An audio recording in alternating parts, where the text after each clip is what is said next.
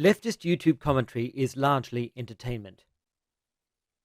The vast majority of leftist YouTube commentary is entertainment at best, mainly in the form of drama or culture war commentary, and unsubstantiated personal opinion at worst, often in the form of personal rants or ideological propaganda.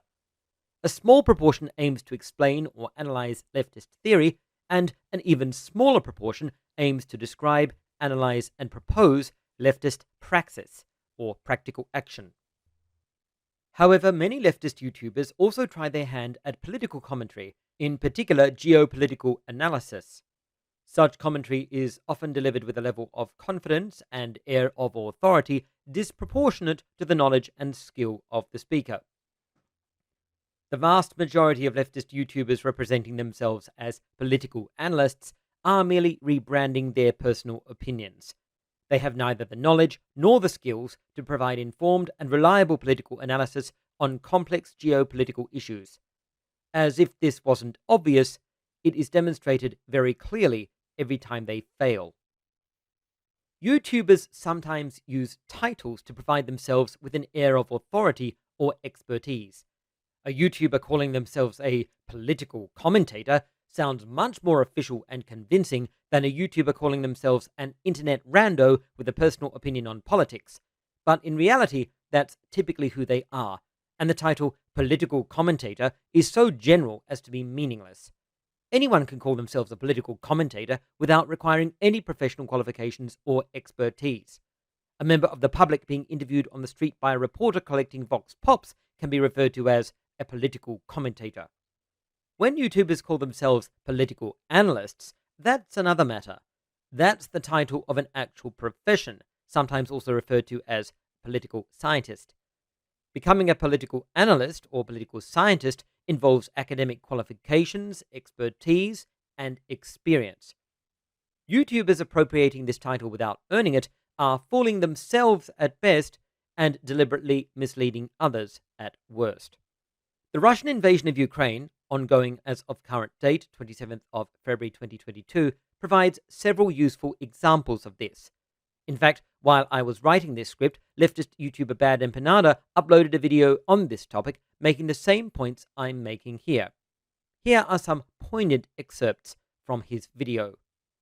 Like, these people are just like reading the news to you off Twitter like 5 hours later, and they have no possible insight or analysis to offer. It's just like complete fucking morons with no idea what's going on, who think they can analyze a fucking military invasion where shit is completely unclear. I could do this myself too, right? But I don't want to. I mean, what the fuck could I possibly offer in live coverage of a war? I'd just be reading the news to you and telling you whatever comes to mind. I mean, I'd certainly do it a lot better than these people are doing. I don't want to fucking talk about this shit because I can't provide you with any real information unless you're some fucking moron who doesn't know how to read the news and he doesn't know how to critically analyze any sources at all. Because I don't fucking know what's happening. Neither do you. Shit is getting debunked every 2 seconds. Nor can I provide anything more than speculation based on the information being provided largely in the mainstream media and by random people on Twitter, which may or may not be true. I couldn't agree more, and that's what this video is about. Use the timestamps in the video description to navigate the content. Accurate geopolitical analysis is difficult. I live in Taiwan, which is under constant, explicit threat of invasion from China. Will China invade? I don't know. Could I find out if I spend enough time reading various sources? I don't think so. Firstly, I seriously doubt that the true intentions of the Chinese government on such an issue would be conveniently accessible to an armchair analyst with internet access. And secondly, I don't know of any way that I could verify reliably whether or not my conclusion was accurate. I am also sure that the Chinese government's own position on that particular issue is subject to change, quite possibly on a regular basis. Consequently, you don't see me making videos making predictions about whether or not China will invade Taiwan. I'm insufficiently informed on the subject, so my personal predictions would be useless to anyone and not worth listening to. Accurate geopolitical analysis is difficult. State governments spend billions of dollars on intelligence services and networks on a vast scale. Even then, they don't always obtain reliable information, or they may misinterpret the information they receive. Professional political analysts in paid positions with decades of experience and access to specialized information sources don't always get it right. Accurate geopolitical predictions are particularly difficult. In contrast, many self-described political analysts on YouTube, or YouTubers attempting political analysis, don't even identify their sources, and when they do, those sources are typically nothing more than the same state or commercial media publicly accessible to everyone else. What added value are they bringing with their analysis? Are they providing special information unavailable to others? No. Do they have access to secret sources, providing them with unique insights? No. Are they speaking with a rigorous objectivity you won't find from other commentators? No. On the contrary, they're typically speaking from a distinctly biased perspective and often present subjective personal opinion as fact. Are they providing analysis of superior depth, knowledge, insight, and accuracy than professional political analysts or state-owned intelligence services? No.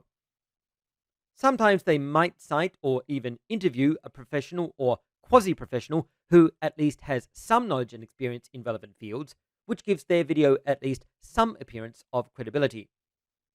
Occasionally, that professional might even be well known and respected in the relevant fields and industry. However, even then, they're basically relying on a single source, and you can guess that they have probably selected that professional because they already agree with them. A single source selected because they favor your views is not an authoritative source. To be blunt, it is extremely unlikely that a YouTuber who is simply reading publicly available commercial and state media has an insight into geopolitical analysis which is equal or even superior to either state intelligence services or qualified professionals. These YouTubers often tell you not to believe the commercial media unless it supports their view. They tell you not to believe state media unless it supports their view. And they tell you not to believe any information from intelligence services. Again, of course, unless it supports their view. This kind of behavior should raise red flags. Now, it's perfectly true that commercial news services are highly motivated to distort the information they provide and are typically aligned to political interests which they serve through selective manipulation of the news they report. It's also perfectly true that state news services are at least as equally motivated to support political agendas and seek to align political opinion with government aims. It is definitely true that state intelligence services cannot be relied on to release accurate information to the public unless it is in the interests of the state or the intelligence service's own goals. Sometimes they don't even release accurate information to their own governments. All of these sources, consequently, should be treated with caution. But if a YouTuber is telling you not to believe these sources simply because the news they are reporting contradicts what that YouTuber wants to believe about a particular situation, especially if their interpretation of that situation is in contradiction to all available information sources, you should treat that YouTuber's commentary with caution at the very least, if not outright skepticism. Additionally, if the YouTuber concerned is literally being paid by state media to provide their so-called political commentary or political analysis on a situation, you should treat that YouTuber's commentary with particular suspicion. It's unfortunate when leftists, who are typically so quick to distrust state media for very good reason, are happily placing their faith in YouTubers who are literally paid by state media to provide commentary supporting the narratives of the state. I have strong views on the situation in Ukraine, but I haven't made a video about it. I lived through the last 2 decades of the Cold War, but I don't think that gives me any unique sight into modern geopolitics. Over the last 8 years, I've seen numerous Russian threats of a potential invasion of Ukraine, and I've seen plenty of headlines assuring readers that such an invasion and subsequent full-scale war was imminent. Did I think Russia was about to invade Ukraine? Up to when the event actually happened on the 24th of February 2022, I simply did not know. I thought it was possible. In fact, I thought it might even be likely given the troop build-up seemed different this time, according to certain analysts, and given the intelligence information apparently being given to the Ukraine government. but I couldn't form a definite and confident conclusion because I don't have the expertise and knowledge required to do so. More importantly, I didn't think I needed to. I don't have a need to rush to make a video expressing my uninformed opinion on every political hotspot. Instead, I started looking for anarchist commentary on the situation from relevant regions. I found an online interview with an anarchist group in Ukraine, dating to a few weeks prior to the invasion, and I produced a video presenting the content of that interview. It has to be said, even that Ukraine anarchist group's assessment of the situation has proved, in hindsight, a bit too optimistic. Apparently, even they didn't realize Russia was going to invade. Recently, I also found online statements by anarchist groups in Russia, dating to just after the invasion, and I'm in the process of making a video presenting the content of those statements. These are the kinds of views I feel really matter, the views of anarchist groups in the affected regions themselves, describing the situation on the ground and the social implications. The anarchists who produced that content weren't posturing as political analysts or posing as authoritative geopolitical prophets. They were providing their own personal views on the issue as viewed through an anarchist perspective. I believe that content is valuable. 5 leftist political commentators who failed. In the next videos in this series, I'll quote from 5 leftist YouTubers who presented their political analysis of the Ukraine situation prior to the invasion and illustrate the ways in which their analysis failed. These are the channels I'll be assessing. 1. The Grey Zone. 2. Richard Medhurst. 3. Jason Unruh. 4. Bad Empanada. 5. Fellow Traveler. If you have someone else in mind and you're wondering why they're not on this list, it's likely I don't know about them, or I do know about them, but I don't think they're a leftist.